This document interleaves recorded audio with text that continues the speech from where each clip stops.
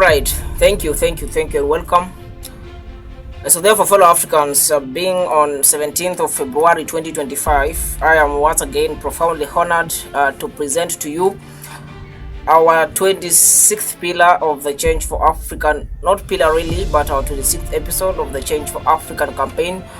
Being on Monday, it's about governance. We discuss every Monday of the week, and so therefore, fellow Africans, but today, throughout this week, I would love us to the very thing to help us exemplify all through our 5 pillars from today until Friday this week.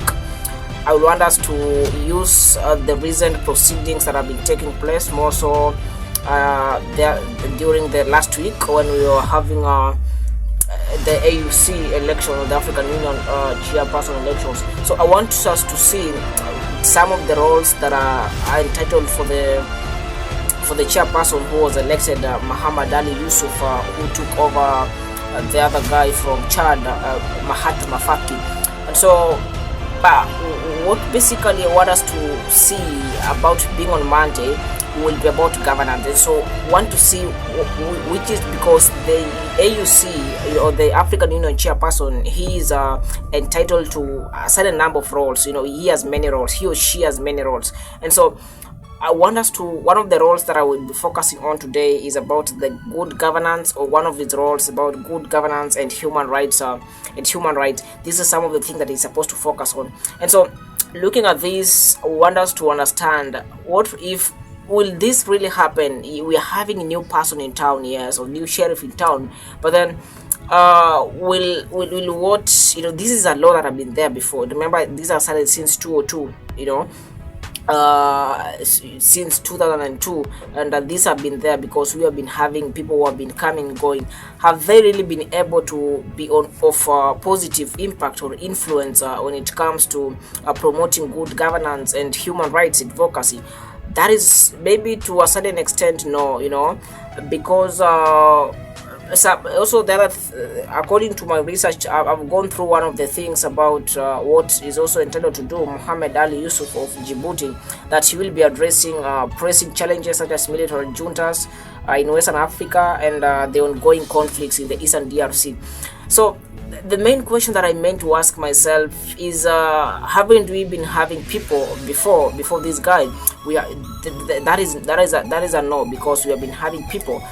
So did they really have that influence, or be able to see on how they can tackle that issue of military juntas in the Western Africa, specifically speaking about the Burkina Faso, Mali, and Niger, who are under military personnel as we speak. So the bigger question that you need to ask ourselves about this, being one of its roles, is what is the approach of this, or why do we have these military juntas, ruling over these countries? It is not because they wanted so, but it is because of what they have observed in their leadership, of the leaders who are there, and so that is why they saw it. A humanity to come up, because most of these democratic governments that have been elected, mostly they have not taken, or they have not been quite serious about the issues of the people. And so when we speak about governance, what made these guys to rise and come to overthrow the democratically elected governments? It is because of what they saw. And so how can we address this then? Because it is not the first time you are seeing this. This is not the first person coming in place. Will he be able to address that? This is where I need to start from, because these are issues that have been there before. So the approach to these issues should not be from up bottom, but it should be a bottom up, not economic agenda, but a bottom up way of approach, to these critical matters affecting many of the African countries, so not only in West Africa or the Eastern DRC.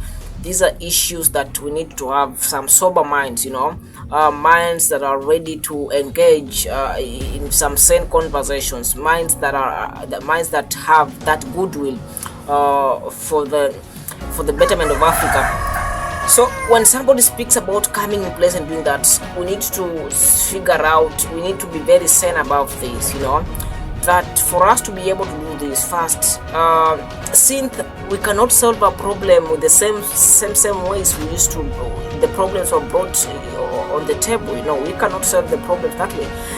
Some of the very strategic interventions or ways or pragmatic ways of solving such problems, like presently in Africa, we see there's a deficiency in terms of youth representation, in terms of leadership, in many leadership positions in Africa.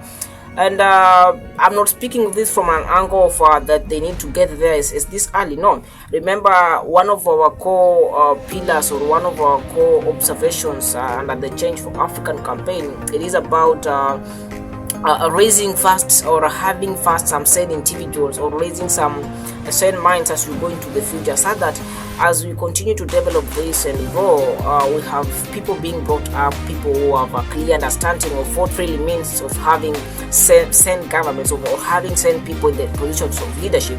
But then the problem that is failing most of the African countries is a problem of most of these people are trying to address these problems by running into leadership positions. And remember, the nature or the arena of the African political systems, of the systems of governance in Africa, most of these systems are intoxicated. Most of these systems are not sane. So even if you're a sane person going into that system, you realize that it is very hard for them to cope, because they're entering into a system that not all of these people are like-minded. So what they need to do, if really Mohamed Ali Yusuf of Djibouti, now the African or the AUC chairperson, has a dream for Africa indeed, the very thing you need to do is to invest in the young population of Africa. Remember, now he's in charge of the over 700 to 800 million persons, very young people in Africa, having a population of about 1.2 to 1.4 billion Africans.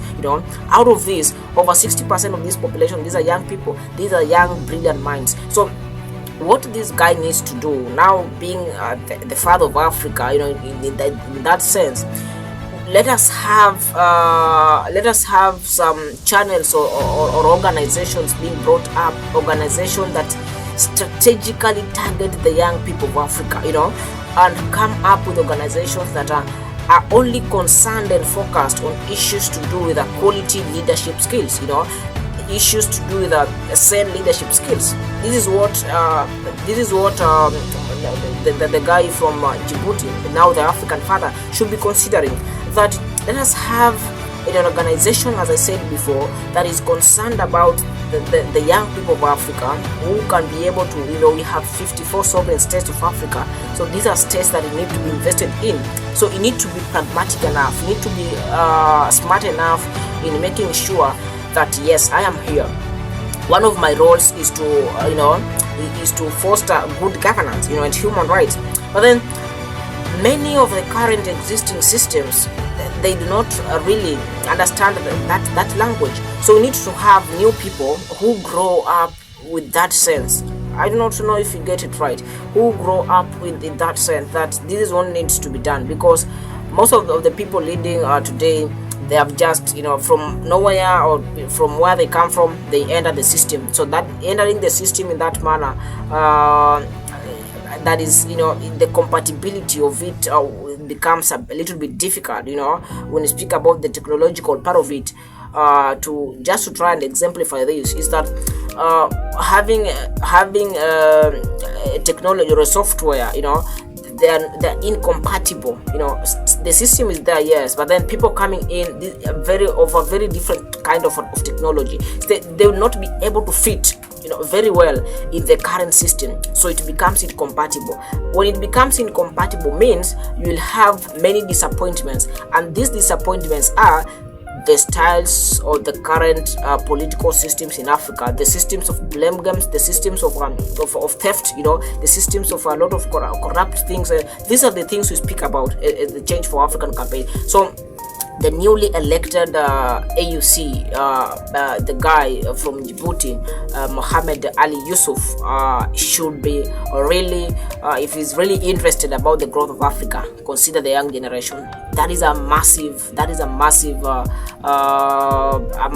we call it human resource. It's a human resource which is very covetous. We call it very covetous, a global resource, and that is something that you can be proud of as an African continent, that you have a very huge human resource that can take Africa to very high tides, and this is where it should be invested. Let us have organizations, systems that are concerned about the youth, invest in the youth, make sure you have sessions that it's about discussion about quality leadership skills, such that when these people after 10 years, 20 years are now come into the positions after the existing systems have exited the spaces, what happens now? They understand from a very clear angle that we grew up seeing this, things are not going on well because of this, but we have learned that it's supposed to be this way for us to have a sane generation and for us to have a greater continent of Africa. So therefore, fellow Africans, allow me to pause it at that end, because the whole of this week is about the immediate proceedings that have been happening in Addis Ababa, Ethiopia. We'll be trying to use that to help us exemplify on our 5 pillars. Today is on Monday. Allow us to meet tomorrow on Tuesday as we discuss our second pillar of the Change for African campaign about the potential that we have as Africa. We'll also try to use some of the roles of the AUC chairperson to help us see what is our potential and what he needs to do to make sure that our potential is actually unleashed as an African continent. Because remember, Africa is a land of great potential, and we need to be strategic enough for us to have a greater continent. Thank you and God bless you. Have an interesting afternoon.